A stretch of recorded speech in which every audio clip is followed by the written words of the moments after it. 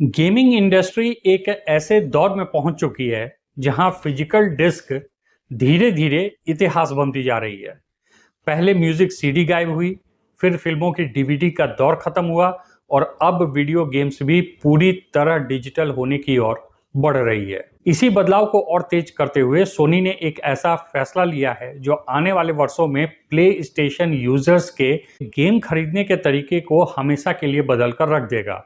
दुनिया की दिग्गज gaming company Sony interactive entertainment ने गेमिंग इंडस्ट्री में बड़ा बदलाव करने का ऐलान किया है। कंपनी ने घोषणा की है कि जनवरी 2028 से प्ले स्टेशन पर रिलीज होने वाली नए गेम्स की फिजिकल डिस्क का उत्पादन बंद कर दिया जाएगा। यानी इसके बाद आने वाले सभी नए प्ले स्टेशन गेम्स केवल डिजिटल फॉर्मेट में उपलब्ध होंगे और उन्हें प्ले स्टेशन स्टोर या ऑथराइज्ड डिजिटल रिटेलर से डाउनलोड किया जा सकेगा।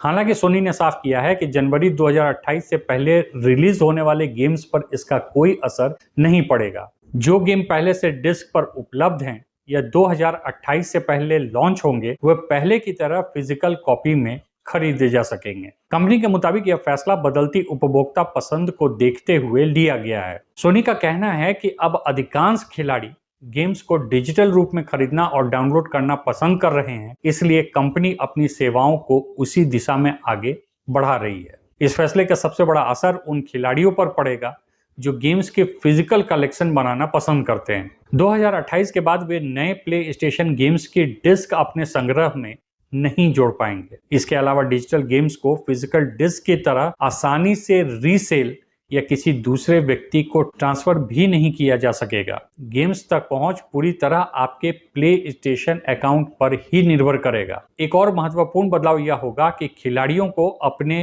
कंसोल में अधिक स्टोरेज की आवश्यकता होगी, क्योंकि हर नया गेम इंटरनेट से डाउनलोड करना पड़ेगा। ऐसे में बड़े SSD या अतिरिक्त स्टोरेज की मांग भी बढ़ सकती है। सोनी ने फिलहाल यह नहीं बताया है कि प्ले स्टेशन 5 या प्ले स्टेशन 5 प्रो या भविष्य में आने वाला प्ले स्टेशन 6 डिस्क ड्राइव के साथ आएगा या नहीं। कंपनी ने यह भी स्पष्ट नहीं किया है कि भविष्य में रिटेल स्टोर्स केवल डाउनलोड कोड बेचेंगे या कोई नया मॉडल अपनाया जाएगा। इस संबंध में पूर्ण जानकारी कुछ ही दिनों में उपलब्ध हो जाने की संभावना जताई जा रही है। यह फैसला ऐसे समय में आया है जब पूरी गेमिंग इंडस्ट्री तेजी से डिजिटल डिस्ट्रीब्यूशन की ओर बढ़ रही है। हाल ही में GTA 6 के फिजिकल एडिशन में डिस्क की जगह केवल डाउनलोड कोड दिए जाने की जानकारी सामने आई थी। अब सोनी के इस कदम ने संकेत दे दिया है कि आने वाले वर्षों में गेमिंग का भविष्य लगभग पूरी तरीके से डिजिटल हो जाएगा।